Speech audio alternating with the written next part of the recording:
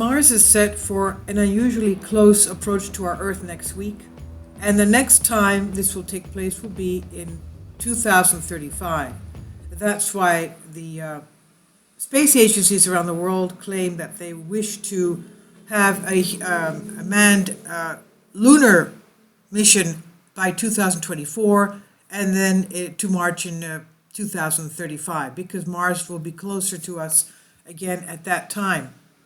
Now, the reason I have some of these images of the Mars pyramids and the face in Sidonia is because of the fact that, and I'll leave a link below for those who are interested, the Emerald Tablets, the writer of the Emerald Tablets, Thoth the Atlantean, says that one of the generals of the Atlanteans was buried in a plateau on Mars before the destruction of Mars, that his tomb is located under a face, and his generals are next to him, the ones that were expelled, exiled with him to Mars, in pyramids next to him.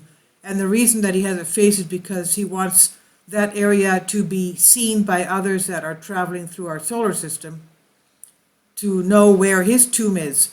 So an Atlantean general exiled to Mars is buried right here, supposedly.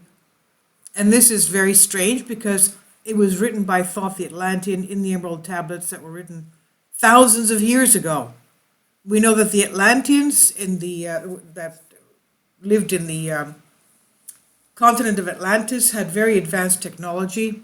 According to Plato, they had the ability to fly, and they also had, from what Thoth says, intergalactic flights, and also interdimensional switching from one dimension to the other.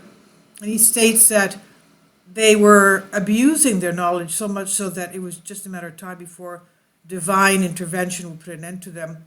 Thoth is credited with building the Giza pyramids, and he claims that his spaceship is buried under a sphinx in the plateau of pyramids in Egypt.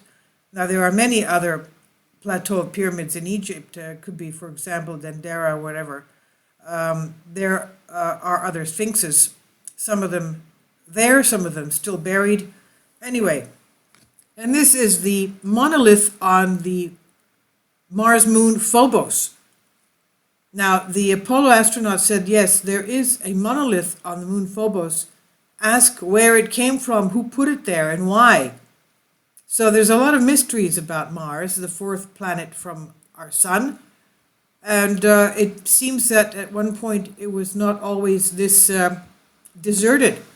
Now, Mars will get unusually close to us next week because the orbits of our two planets will swing by one another. On Tuesday, October 6th, Mars will be getting closer to Earth than it will be at any point in the next 15 years. According to experts, Mars will be just 38.57 million miles, or 62 some odd million kilometers away from our Earth. This is the closest it will be until the year 2035, and the nearest to Earth it has been since 2018. Such is the vastness of space and the solar system. These two planets are closing in on each other at 8 kilometers per second. It will be brighter than any star in our sky, so we'll be able to see it very clearly. As the planet gets closer to Earth, the brightness in the sky will increase. Astronomers use a scale of magnitude to determine the brightness of astronomical objects. And for a long time, Mars will be reaching a magnitude of 2.6. It'll make it brighter than the brightest star in the sky, Sirius, which shines at magnitude 1.4. Now, for reference, a full moon shines at 12.7, and the sun a staggering 26.7. So you can understand how shiny, how bright Mars will be. But the planets of the solar system move quickly, and by the end of October, Mars will be more than 40 million miles from Earth, and by December, it will be 60 million miles away. Mars and Earth, like all our planets in our solar system, have an elliptical and more of an oval orbit. And because of that, there's always a perihelion, which is the closest point, and aphelion, the farthest point. And the two planets are approaching their perihelion to one another. On October 13, Mars and Earth will be in opposition. It means the Sun, Earth and Mars will form a perfectly straight line. After this, the Earth has a shorter orbit than the red planet, and Earth will surpass Mars in its voyage around the Sun.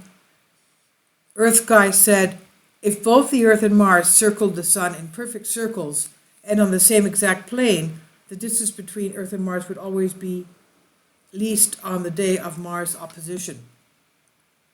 Now, but we don't live in such a symmetrical universe. All planets have elliptical orbits, and a perihelion, the closest point, and aphelion, farthest point from the Sun, and Mars' orbit around the Sun takes 687 days, in contrast to 365 days our Earth takes to go around the Sun. It has a year nearly twice as long as our year. Earth's farthest point from the Sun comes yearly in early July. Earth's farthest point from the Sun, no, that's the closest, comes in early July. Mars will be was as its closest to the Sun March 3rd, 2020. Ever since July 4th, 2020, Earth has been moving closer to the Sun, and ever since March 3rd, 2020, Mars has been edging away from the Sun. And this is on Express UK by Sean Martin. Please leave your comments, and thank you for your support. And please, if you can, support my Patreon account as well. Thank you.